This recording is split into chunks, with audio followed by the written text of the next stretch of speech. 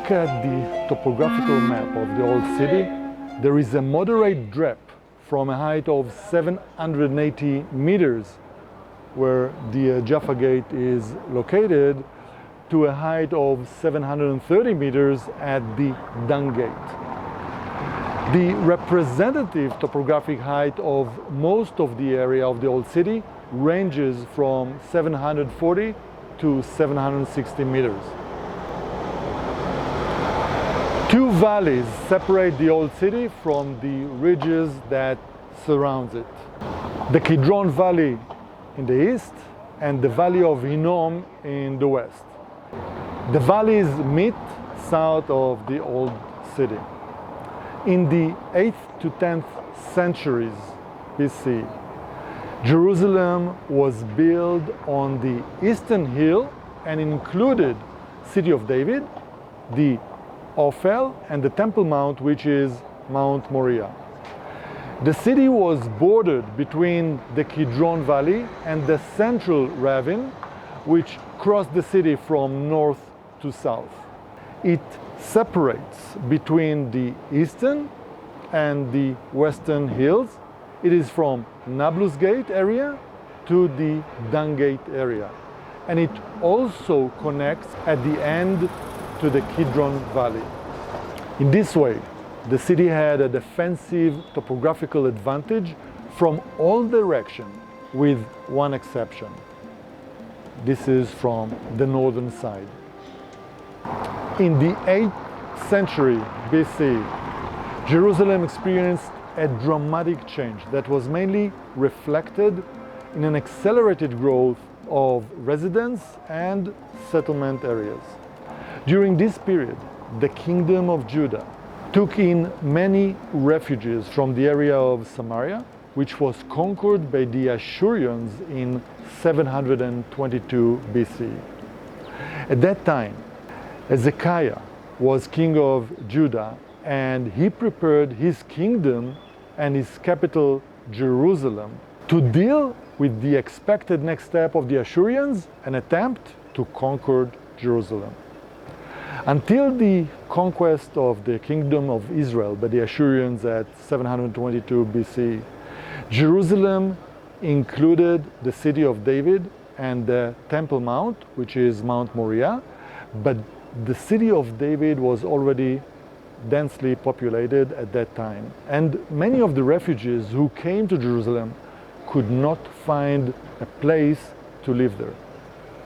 Settlement began on the western hill in a relatively short period of time. The entire hill was populated. During the second half of the 8th century BC, the settlement on the western hill was formed into a residential area that fueled the growth of Jerusalem. This area became known as Mishneh. Tzolev Brook, which begins near our location, formed the natural northern border of Jerusalem after the settlement on the western hill. Jerusalem's weak point was always been on the northern border, and I expanded on the subject in the video about Herod's Gate. The northern part is flatter, which allows for those trying to conquer the city a convenient preparation area. When it comes to placing large weapons of war, that requires a wide plain, and flat terrain also allows for organizing many forces in a convenient manner. So it's no wonder that throughout history the city was always conquered from the north. For this reason, the residents of Jerusalem applied Jeremiah's prophecy to Jerusalem, and I quote, "Out of the north the evil shall break forth upon all the inhabitants of the land." And therefore, the great importance of Tzolev Brook at that time. The archaeological find provides a lot of data on the increase in the number of population in Jerusalem at that time.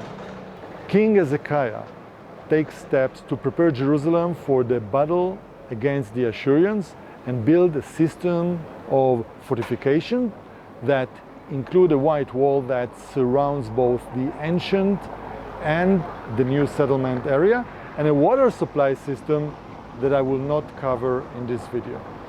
Tzolev Brook is the only ravine that crosses the area from west to east. The beginning of Tzolev ravine is here, near the Tower of David, and its direction is eastward until it connects to the central ravine below the Temple Mount. Above the brook are today David and Shalshelet streets. Together they form a long axis in the market of the Old City. The Jaffa Gate was preceded in the Crusader period by a gate called David's Gate, which was built to the east of the current gate. It is worth referring to the map of Cambrai from the 12th century, where you can see the fort whose name is written Porte David, with a gate next to it. So even in the Crusader period, there was a gate here named David Gate.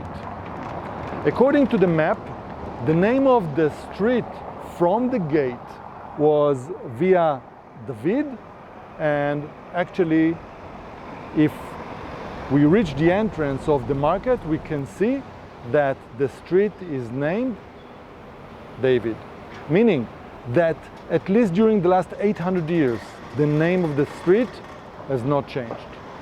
Since the brook continues to form a natural drainage basin, dozens of sewer openings were incorporated into the floor of David Street at a density of 1 each few meters to allow easy access to the pipes in the event of blockage. The Crusaders, under the leadership of Godfrey of Bouillon, who led to the conquest of the city and Crusader control of Jerusalem in 1099, were the first to add a roof to the street along the stream. As part of the development of the markets in Jerusalem, and it seems that at this stage, the street received the double turn at the meeting point with the upper corridor. Since then, it is not possible to walk directly along the route of the stream. You have to turn right and again to the left towards the east on Hashalshelet Street, which is named after the chain gate that leads to the Temple Mount. We will continue on the Jewish Quarter road towards the south for about 50 meters.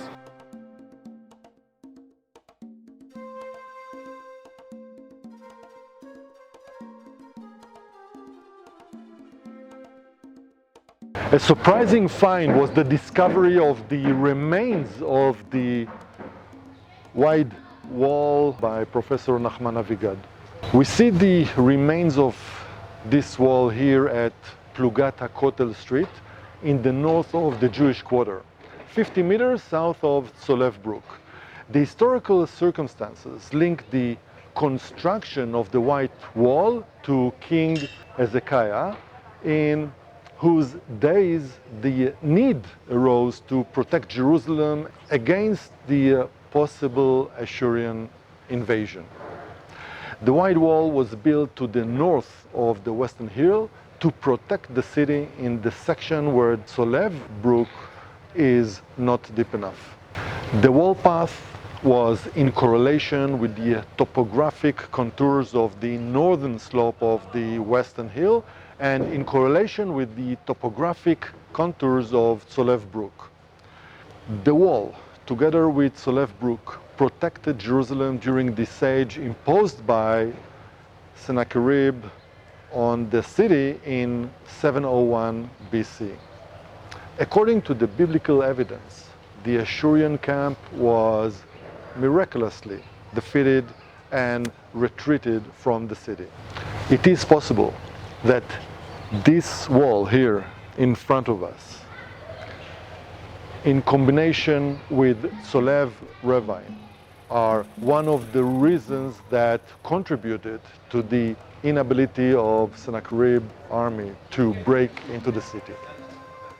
The importance of Tzolev Brook as a natural topographical barrier decreased during Herod's period, during the second part of the 1st century BC.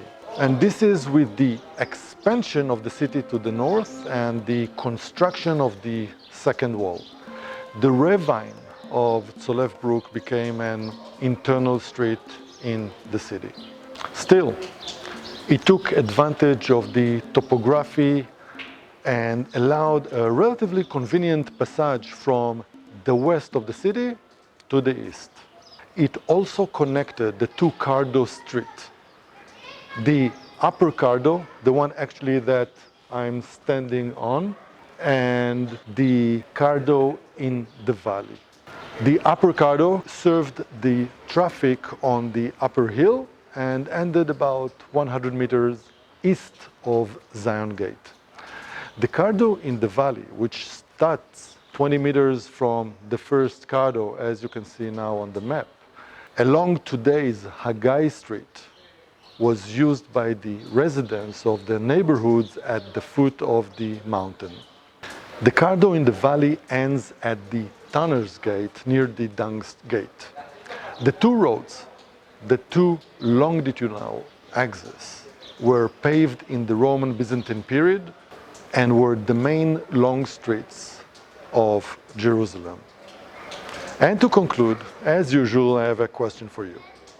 During the second period, what was the name of the northmost wall built in Jerusalem? The answer will appear in 5 seconds.